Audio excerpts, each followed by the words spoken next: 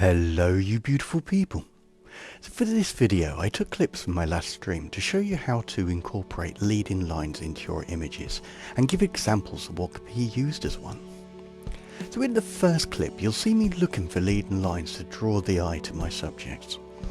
The first composition in this clip had a path that led away from the subject, so I moved positions and found a great set of leading lines, which is the picture that I finally took.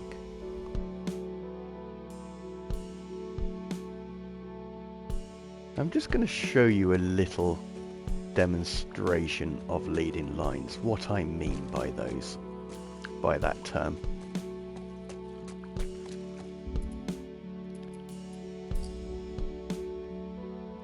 Right, now the good thing about this game is it does actually, if you're in an open area, it is much easier.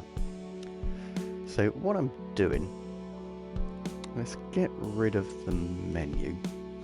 So this is, because we're quite close, it's not actually the best framing, but this, and also the position's wrong, thinking about it.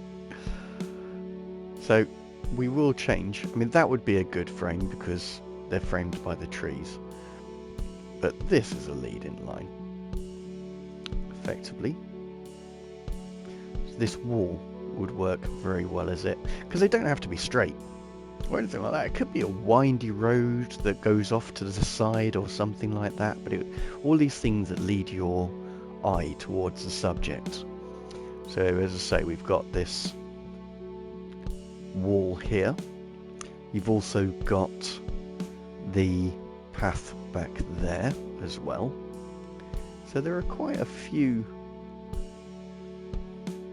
lines there that all lead to this subject, and then it's just incorporating it. I mean, I'm now looking at this as a potential. Will it let me go far enough? It will, possibly. So this could also be a leading line if it played nicely.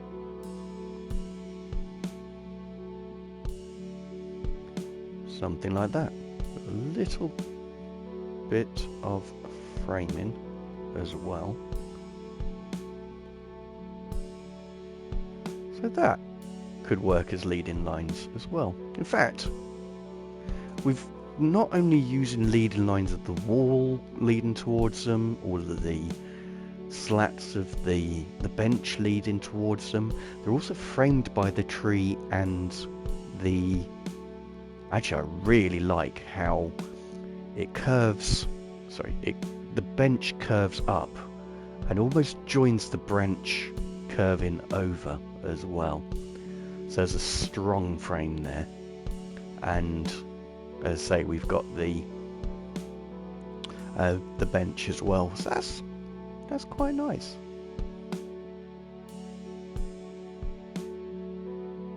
I can. Which I can't. Come on now. Or can I? Nope. Just need to move slightly over here. Oh, I've lost the Ellie pose.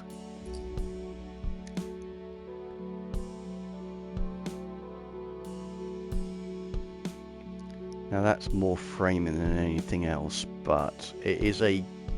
There are leading lines on both sides, which I think is a better example of the technique leading lines.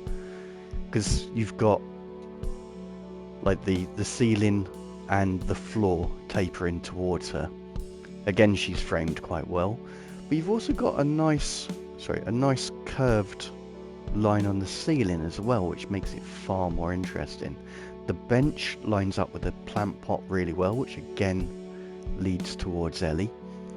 And I quite like her pose. It's not as good as the one I first saw, and I may crop it, get 2 shots out of that last picture that I took to get this.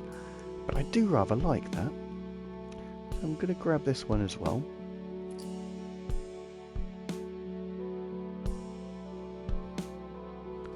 I may may see how the light is affecting Joel.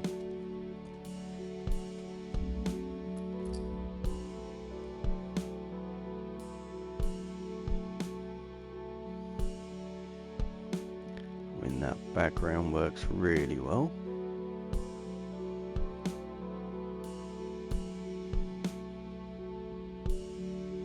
At the moment,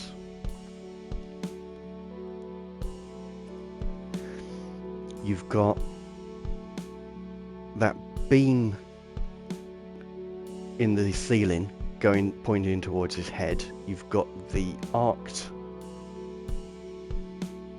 feature, I suppose you would call that, going towards his head, and it also goes into his collar pretty well.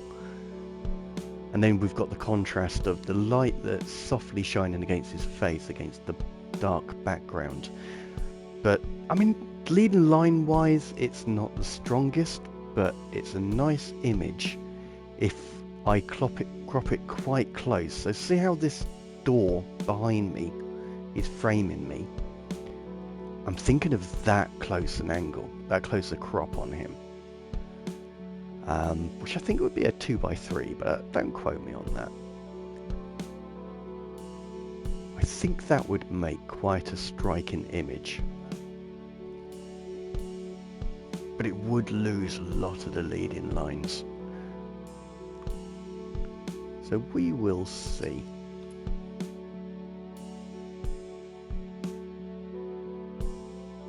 Incorporate this into a,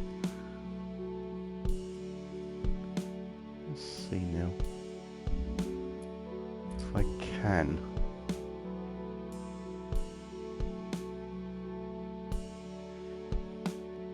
Because leading lines don't have to be straight.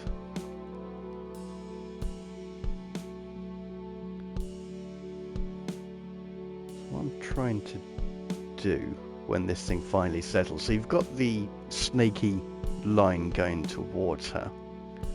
I've got it framed between the two trees as well. And then I've got this contrast of the head, where you've got the skin, which is quite light, against the dark background, and you've got her clothes against the light background of the snow. But you've also got, and it's a little bit messy, that tree on the left, but you do have branches pointing towards her as well. So that is quite a nice image. I'm tempted to crop it in quite closely, so you've only got the branches on the right of the dead tree, and where thank you, and where the branches intersect at the top will possibly be the how closely I crop this image in. But we'll see how we get on when I'm editing it. But that's what I'm seeing right now. Make sure I got that. I did.